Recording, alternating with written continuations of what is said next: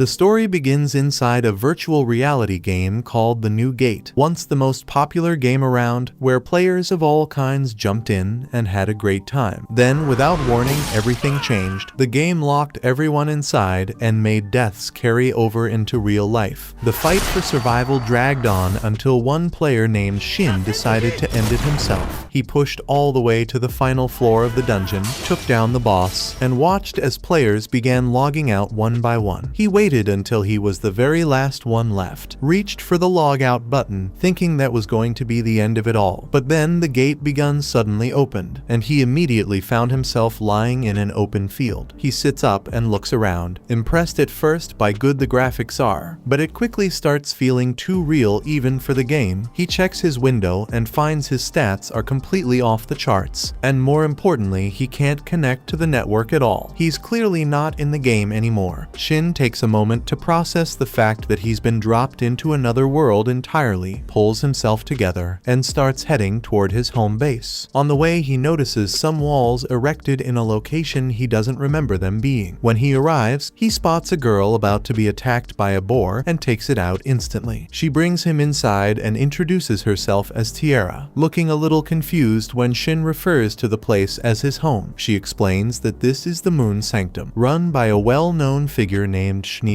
Shin tells her they're old friends and asks where Schnee is. Tiera isn't comfortable sharing that with a stranger, but offers to pass along a message for 1,000 jewels. Shin pulls out the only thing he has, a single jail coin. Tiera's eyes go wide at the sight of that, because one jail is worth 10 billion jewels, and the fact that he's carrying one inside an item box, something only kings typically have access to, raises serious questions. To Shin, it was just the smallest unit of currency in the game he came from. She asks who he is, and he replies telling her he's a high human. That answer only deepens her confusion because all 6 high humans vanished 500 years ago during an event called the Dusk of Prosperity. Shin has never heard of it, and after thinking it over, he figures out what happened. Thousands of players logging out at once must have caused a massive disruption in this world, and he's somehow ended up 500 years after the fact. He thanks Tiera for the information and hands over the jail coin, which she happily accepts. He mentions offhand that the coin should serve her well since elves are naturally gifted with magic. She stops him and asks how he knew she was an elf since she's been concealed under an illusion spell. She explains that elves with black hair are considered a bad omen, and she was driven out of her village because monsters were constantly drawn to her. Schnee took her in, changed her appearance, and brought her to the sanctum where the barrier keeps her protected. She's lived that way for 100 years. Shin examines her and finds a curse that activates randomly, which also explains why that boar showed up. He uses a purification technique on her that partially lifts it, returning part of her hair to its original silver. Even that small result leaves her overwhelmed. They step outside the barrier together and nothing attacks. Seeing the big blue sky makes Tiera shed tears with relief. With Schnee still away, Shin heads into the nearby city of Derelict to learn more about the world. Tiera has sent him off with a letter of recommendation to help him through the checkpoint. The guard at the gate explains it's a serious document recognized across multiple kingdoms, even capable of granting an audience with the king, and personally walks Shin over to the Adventurers Guild. He registers as an adventurer, and while waiting for his card, notices the receptionist upstairs and the one downstairs look identical. He asks and finds out that they're twins, Celica and Silica. While he's eating something Celica brought him, he realizes the guild master Barlux has been standing right behind him. They sit down to talk and Barlux verifies the letter by placing his own next to it and watching them resonate. He warns Shin that letters like this are highly sought after and tells him to destroy it rather than let it fall into the wrong hands. Shin says he'll protect it and that he couldn't destroy something Tiera trusted him with. Barlux likes that answer and tells him they'll get along well. The next day, Shin picks up his adventurer card. Celica walks him through the ranking system, 9 ranks from G all the way up to SS, with players only able to accept jobs 2 ranks above their current one. Shin picks up a simple herb gathering quest and heads out, with Celica watching him go and thinking he seems different from everyone else. Out in the forest, Shin quickly finds out that what was a beginner level task in the game is a lot harder in reality, and he spends hours without finding anything. Then his radar picks up a target. He investigates and finds a skull skull-faced Jack at level 359 standing near a wrecked carriage. He moves in and attacks, but the damage is almost nothing and his sword starts taking punishment. With no better options, he unlocks his limiter and charges again, and one strike finishes it cleanly. The monster's sword flies off somewhere and Shin immediately regrets not catching it. It drops a gemstone on the way down, and Shin decides to keep it. The sword lands inside the castle walls and the guards have no idea what to make of it. The second princess, Rion, steps in and tells them to bring in an appraiser to figure out where it came from, reasoning that whoever threw it that far must be extraordinarily strong. Back in the city, Shin walks past a group of injured soldiers and learns from a guard what happened. A squad of 12 went out to deal with the skullface and only 4 made it back. Shin puts it together and realizes the wrecked carriage he found in the forest belonged to them. The guard also mentions the sword that landed in the castle, and Shin quietly feels guilty about the mess he accidentally caused. He heads back to the guild where Celica notices a crowd of adventurers gathering to take on the skullface job. Shin tells her that won't be necessary since he already handled it, and shows her the gemstone it dropped as proof. Celica stares at him and says that's impossible. One person cannot take down a skullface, and gets so worked up about it that she ends up leaning too close and goes red in the face. Her co-worker Els appears and Celica fills her in, but Shin admits he has no real proof since he didn't bother collecting the equipment. Els finds that strange given that even rank B gear from a monster like that is worth serious money. She asks Celica to run an analysis on the gemstone since it should still carry the skullface's mana signature. Els explains to Shin that the northern forests have been a problem for a long time, with the remains of fallen fighters merging with ambient mana and creating ideal conditions for undead to form. That said, the forest doesn't have enough mana concentration to produce anything at a high level, so a skullface that powerful shouldn't exist. Shin tells them it was level 359. Both of them go quiet. Els tells him that if it checks out, he's operating above the level of a rank a party, and asks him to keep that to himself since he doesn't want attention drawn to him. He heads to a restaurant for a meal, and while waiting, gets seated next to a man carrying a legendary spear called Venom. The man introduces himself as Avis and sizes Shin up, noting he seems above average for a newcomer. Shin tells him it's only his 3rd day and that he came from the countryside, which Avis decides explains why Shin isn't intimidated by him. He mentions that people around here call him a vampire because of how many undead he hunts. Shin guesses it's because of how pale he is, which gets a laugh out of Avis, who sets him straight. The nickname comes from the spear, which drains life from whatever it hits. Celica brings the food out, and the two of them eat together. Afterward, Shin visits the library to look into what happened 500 years ago during the decline of glory, but there isn't much recorded about it. Meanwhile, across town, Barlux is in a meeting going over the skullface situation. The group puzzles over who would go to the trouble of killing a skullface Jack and not bother collecting its armor. Els plays it down, but the others aren't so quick to dismiss it. They also bring up the sword that was thrown into the castle on the same day, and start wondering if the two events are connected. Barlux asks what the sword looked like, and a man named Aldi describes it. 2 meters long, forged from magical steel, enchanted with the element of light, and about as powerful as a national treasure. Barlux is taken aback to hear its legendary grade, and Aldi makes clear that whoever was swinging a weapon like that isn't someone they can afford to ignore. Out in the square, Shin is eating a skewer when he notices a girl watching him. He offers her some food and sees right away that she doesn't look like someone living on the streets. She introduces herself as Millie and turns out to be a tiger type. She thanks him for the food, and before long Avis shows up, explaining that Millie is an orphan from the local church who has a habit of slipping away, and he's usually the one who has to go find her. As Avis gets ready to take her back, Millie leans up to Shin and whispers something in his ear before leaving. That night, Shin sits with the question Millie left him with. She asked him to rescue a fox in the forest. He figures it might be a decent way to pass the time while waiting for Schnee to return, but before heading out he remembers he never left his message for Tiera. He swings by the moon sanctum and asks her to show Schnee his sword when she gets back, mentioning that it can only be used by himself, Schnee, or someone either of them designates. Tiera takes one look at it and is genuinely unsettled by it. Shin guesses it's the materials it's made from and starts listing off the monsters he hunted to craft it, which only leaves Tiera more alarmed about why he keeps casually casually referencing legendary monsters. He asks her to keep it safe and hands over a set of enchanted letters that can reach him no matter where he ends up, explaining that she just needs to write his name and say send. Tiera asks why he doesn't just send one directly to Schnee, and Shin admits he tried, but it kept failing. He tests it with Tiera right there, and it works fine, which tells him the issue is that he hasn't actually met Schnee yet in this world, and the item can't locate someone he hasn't encountered. Tiera asks for more of the letters since she wants to study them as part of learning magic. Shin leaves her a stack before heading out. He makes his way into the northern forest to look for the fox, and eventually comes across a shrine deep in the trees. As he moves through it, he picks up on something off in the atmosphere. Inside one of the buildings, he finds a small fox, and when he examines it, he finds it's been hit with both a poison effect and a curse. He clears both conditions, and that immediately triggers something. An army of undead rises up around him. He summons his spear and starts cutting through the skeletons one by one until they're all gone. But then the statues lining the room begin to crack and two demons emerge from them. He's never seen these monsters before, and they're insanely overpowered at level 674. They come at him and he dodges, then uses a skill called shadow binding to try to pin them down, but they throw up a curtain of mist and slip out of it. Shin loses visibility completely, and the wolves keep pressing him from every direction. Then the fox does something unexpected and shows him the magic circle where it had been sitting. The mist doesn't reach inside that space, which means his skills will work there. He draws the wolves in and fires his binding bow, taking them all out in a single shot. The mist clears and the fox leaps straight into his arms. He examines it and finds out it's an elemental, one of the most powerful monster types the game ever had. He's never come across a baby one before. He asks it simply if it wants to come with him, and it answers by jumping onto his head. The fact that it clearly understands him is one more reminder that this world doesn't follow the same rules as the game did. Somewhere far away, Schnee receives Tiera's letter. She stares at the enchanted item, wondering how Tiera got her hands on something like that, and reads with wide eyes about the person who sent it. Shin decides the safest move is to keep the elemental hidden from the guild by forming a pact with her, a formal bond between a tamer and their monster that masks both its level and species. The fox is immediately on board, so Shin completes the bond, and a matching symbol appears on both of them. He also gives her a name right there, Yuzuha, and she clearly likes it. A message arrives from Tiera shortly after saying she got through to Schnee, and that Schnee is waiting for a response. Relieved, Shin heads to the guild, files a report about the undead army he found in the forest, and checks the job board. One posting stands out, a request from an orphanage near the church with no rank attached. He also remembers Millie lives there, so he takes it without hesitation. Tiera greets him at the church and leads him inside where Millie is waiting. The moment she sees Shin, she rushes over and hugs him. Tiera watches and notes quietly that it's been a long time since Millie warmed up to someone that fast. Shin confirms with Millie that Yuzuha is the fox she told him about, thanks her for leading him to her, and makes sure Yuzuha understands the same. When Shin asks about the actual job, Tiera explains it involves skill succession, and that skills have become quite rare in this era. The skill she needs passed on is Purification. She already knew it would be nearly impossible to find someone who carries it, so Shin's reaction genuinely catches her off guard. He has it and can teach it. His condition is simple though. He wants to know about Millie's abilities and wants the church to share whatever information it can about the world. Tiera hesitates until Millie tells her Shin can be trusted, and that settles it. Tiera reveals that Millie holds a title called Star Composer, giving her visions that always come true. Shin immediately recognizes how dangerous that makes her and says so. Tiera assures him they've kept it quiet. She also mentions that someone has been protecting the orphanage for a while now, a former orphan turned adventurer. Shin already knows who she means before she finishes. Avis. His reputation alone keeps trouble away. Tiera then clarifies that she isn't the one learning the skill. She wants the granddaughter of the former priest to inherit it, which would give her the strongest claim to take over the church. The situation is more urgent than it first appeared. Without an active priest, someone else is set to take over the church, and that person plans to shut the orphanage down the moment he does, motivated purely by money. The granddaughter has a legitimate claim, but needs the skill to make it official, which is exactly why Tiera put out the request. Tiera introduces the girl shortly after, and she introduces herself as Lasha while biting biting her tongue doing it. Tiera describes her as clumsy but hardworking. Before they can get much further, Avis walks in and immediately fixes his attention on Shin, asking directly what his intentions are. Millie vouches for him without hesitation, and Avis accepts that, understanding she must have seen something that convinced her. Shin explains what acquiring the skill actually requires. Lasha needs to land the finishing blow on 200 undead above level 150 while holding a sacred orb. The room goes quiet.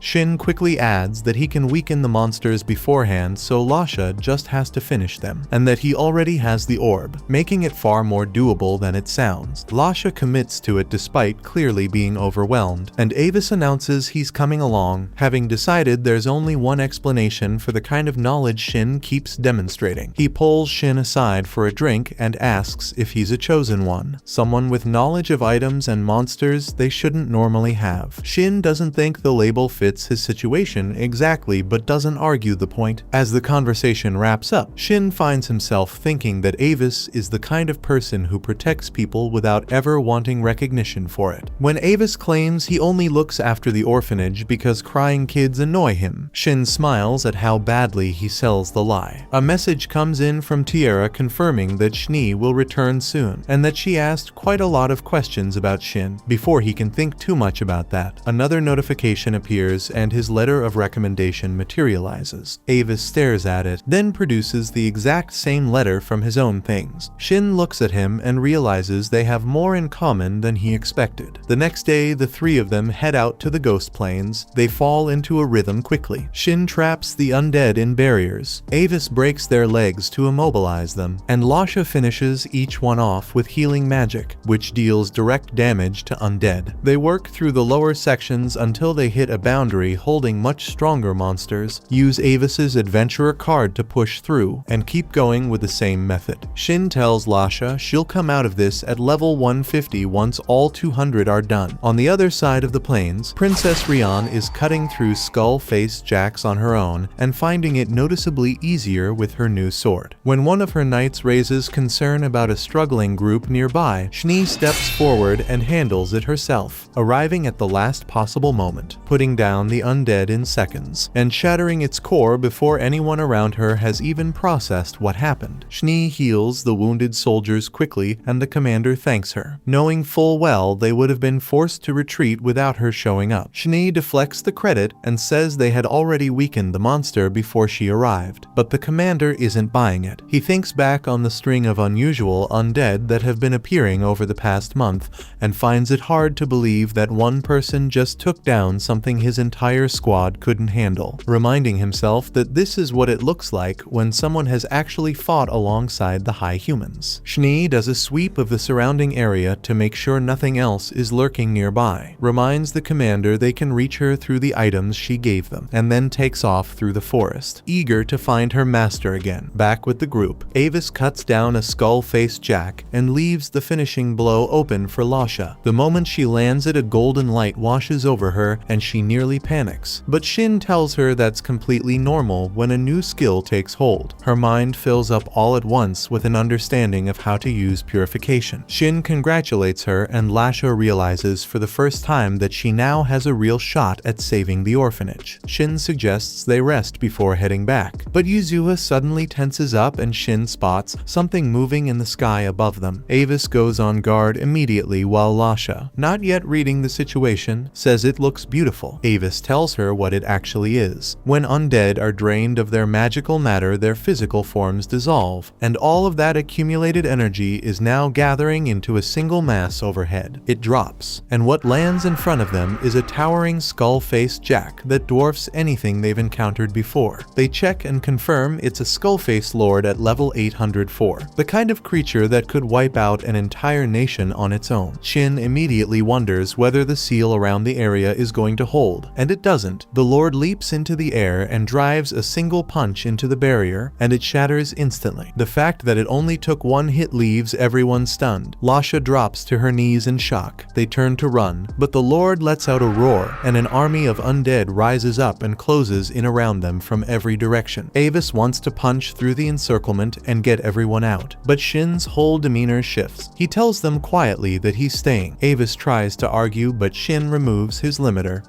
casts a physical enhancement buff on Avis to help him move faster, carves a path open through the undead, and sends them off. Once they're clear, he draws his sword. Yuzua uses her fire to hold back the surrounding undead while Shin focuses on the Lord. But no matter how many they put down, the Lord keeps calling more. Shin launches a devastating attack that carves a crater into the ground. The explosion catches Schnee's attention from across the plains and she moves toward it. She pulls up her map and sees Shin completely surrounded. But then a blue marker appears, cutting a path straight through the undead army toward him. He spots it too and remembers that blue means ally. He moves to meet it and comes face to face with Schnee for the first time in this world. Yuzua throws up a quick barrier to give them a moment. Schnee doesn't hesitate and steps into his arms, and he tells her simply that he's back. A tear runs down her face. The barrier doesn't last long before Yuzua runs dry on mana, so they set aside the reunion and deal with the Lord first. They combine their spells and tear through the weaker undead in one sweep, and the Lord takes heavy damage in the process. Shin pulls out a second sword and drives the finishing blow home. As it falls, it rasps out a demand for more power before going silent, and Shin is genuinely thrown by the fact that a monster just spoke. He recovers the orb from the remains and suggests they pick up their conversation properly. He explains everything, that after defeating the final boss and freeing the players, a portal sent him 500 years forward rather than back to his world. Schnee fills in her side of it. She and the other support characters didn't vanish when he cleared the dungeon, so they stayed and waited for their masters to return. When the mass log out through the continent into chaos, the group scattered to help manage the fallout, and Schnee eventually made her way back to the Moon Sanctum. She's glad to have found him again, but Shin quickly asks her to stop calling him master since she's a living legend now, and that kind of title draws exactly the wrong kind of attention. He asks her to use his name instead, and when she does, both of them go a little red. She asks what he plans to do from here, and he tells her he wants to visit a sacred site to look for any clues about how to get home. Schnee has been there before, but admits she wasn't able to dig very deep into it. She also can't quite hide that it stings a little to hear he wants to return to his own world. The sky starts to lighten, so they head back toward the sanctuary to properly celebrate finding each other again. Schnee notices Yuzua for the first time, and Shin explains she's an elemental. As he looks at her, he realizes she's now sporting 3 tails instead of 1. Before he can process that, Yuzua opens her mouth and starts talking, which completely catches Shin off guard. She explains calmly that the ability came back when he defeated the Skull Lord, which Shin figures makes sense given that it was a boss-level creature. He asks her to stay quiet around other people and to merge her 3 tails back into 1 so she doesn't draw stares, and she follows both instructions without complaint before asking sweetly if she's been a good girl. Schnee finds her completely adorable and Shin lets her pet her. He then remembers Avis and Lasha and picks up the pace to catch them before they reach the guild. He finds them still on the move, with Avis sensing the approach and both of them bracing for a fight before realizing it's just Shin jogging up to them. Lasha promptly faints from the stress of it all. Across the plains, Princess Rion arrives at the site of the battle and stands in front of the crater, trying to work out who could have produced an attack of that scale. A soldier named Gadras then interrupts her train of thought and holds out a blade he found in the ravine. He points to the emblem on the hilt and gives a quick demonstration of what it can do, noting that even in its nearly broken state, it still carries an extraordinary amount of power. His conclusion is that there is only one person capable of forging a sword built like this, the Black Blacksmith, the most gifted craftsman among all the high humans. Rion is taken aback since high humans are supposed to be extinct, and Gadras admits they can't say for certain, but whoever is responsible is clearly powerful enough to throw away a weapon like that without a second thought. Rion remembers that the Black Blacksmith is connected to the Moon Sanctum and suggests they pay the place a visit. Gadras asks what she would actually do if she found out a high human was still alive, and she announces she'd challenge him to a duel, though she also mentions she wouldn't mind marrying him either. Gadras pleads with her not to just attack the man to test his abilities, and she tells him she has more sense than that, though he looks unconvinced. Meanwhile, Avis corners Shin and demands an explanation after watching him reunite with Schnee. Schnee is happy to see Avis again, but he pushes past the pleasantries and insists on knowing what's going on. Shin tries to brush it off and gives Schnee the credit for defeating the boss, but Avis levels his spear at him and tells him to stop playing games. Shin finally comes clean. He's a high human, and Schnee recognizes him as her master. Avis explains that high humans were known to be extraordinarily powerful and so specialized in their craft that some people treated them as gods. Shin tells him his specialty is blacksmithing and casually offers to upgrade his spear at a discount. Avis warns him very clearly not to touch his weapon. Lasha chooses that moment to wake up and finds herself staring at Schnee, which is a lot to process. The group makes their way back toward the city, and as they reach the gate, Shin wonders if this is where they go their separate ways. Avis points out that the job was to teach Lasha Purification, which is done, so technically yes. Shin hands Avis a message card anyway and tells him to use it if anything comes up. Avis tries to give it back, but Shin says he's not in the habit of abandoning the first friend he made in a new place, so Avis pockets it without further argument. He heads off with Lasha, and Schnee watches them go before remarking quietly that Shin never boasted about anything, but always ended up protecting people anyway. They turn toward the moon's sanctum together. Tiera comes rushing out the moment she sees Schnee, ready to break the news about the mysterious guest, and then realizes they walked in together. She asks if Shin is staying for dinner, and Schnee tells her the answer should be obvious, since he's the one who owns the place. Tiera stares at him. She admits that when he first told her he was a high human, she didn't really believe it, but now she has no choice. She drops into an apology and asks him to forgive her for how she treated him, but Shin tells her to relax and that he prefers things kept casual. He also introduces Yusuha as his new companion, which only adds to Tiera's shock. Dinner turns out to be impressive as Shin is genuinely pleased with the quality of the meal, and Tiera admits she's never seen dishes like these before. Shin is happy knowing the ingredients he left with Schnee were put to good use. Tiera notices a faint aura around the food and asks about it, and Shin seems confused because he doesn't notice anything unusual. He lists off what went into the meal: high-grade monster meats and rare plants that are nearly impossible to get hold of, and Tiera stares at him because those ingredients are so rare that nobody would ever think of actually cooking with them. Schnee explains that the aura is residual mana and life force, which is perfectly normal in powerful monsters and rare plants. They sit down and enjoy the meal. Shin catches up on what happened with the other support characters after the incident 500 years ago and feels glad to hear they found their own paths. The evening winds down and Tiera, who has had a bit too much to drink, gets steered off to bed by Schnee while Shin heads to his room. Everything is exactly as he left it, unchanged after all this time. Yusuha is already curled up on the bed fast asleep. He lies down and drifts off, but wakes sometime in the night to find Schnee beside him. Before he can figure out what to make of the situation, he notices she's crying quietly in her sleep and murmuring his name. He apologizes softly for being gone so long. Morning brings a different kind of surprise when Yusuha wakes him up in a human form, which she apparently shifted into overnight. Shin pulls together a set of clothes suited for humanoid elementals, hands them over, and watches her struggle to figure out how to put them on. They head down for breakfast and Schnee smiles when she sees Yuzuha's new form. After eating, Yusuha shares her story. She was trying to stop the cataclysm 500 years ago when she was suddenly struck with intense pain, and the only place it felt bearable was near the sanctuary. She nearly didn't survive it, and then Shin appeared and pulled her back from the edge. Shin mentions that he only found her because of Millie, so Yusuha makes a note to go thank her again. Schnee suggests bringing her one of the elven treats Tiera makes, since it's one of their most popular products. Shin points out that a sanctuary probably shouldn't be known primarily for its food, and Schnee explains that without him around to open the arsenal, restocking weapons simply wasn't possible. Shin decides he'll take care of that later. Schnee shifts the conversation and brings up Gerard, and Shin is surprised to hear the name since high beasts don't typically live past 150 years old, and it's been 5 centuries. Schnee tells him Gerard has been waiting for him all this time. He was the first beast king, the one who united the tribes and took the throne, and the current king is the 8th in that line. By all accounts, he's a good ruler, which suggests Gerard raised things well. Shin wants to see him and decides they'll set out the following day. Tiera says she'll hold down the shop while they're gone, but Schnee tells her to come along this time. The barrier no longer needs to keep her there, and with Shin back, the shop can be relocated whenever necessary. Tiera loves the idea immediately. Shin says they'll need to gather supplies before before leaving, and Schnee mentions she has to head to the kingdom anyway to report on the Skullface Lord so she can handle that side of things. Shin decides to take jobs in the direction of their destination to build his rank along the way, and also plans to forge new blades and restock the arsenal. Schnee suggests creating a party to use voice communication, and Shin is mildly surprised to learn that in this era, the feature is called telepathy. He adds everyone to the link, and Schnee also nudges him to get Tiera registered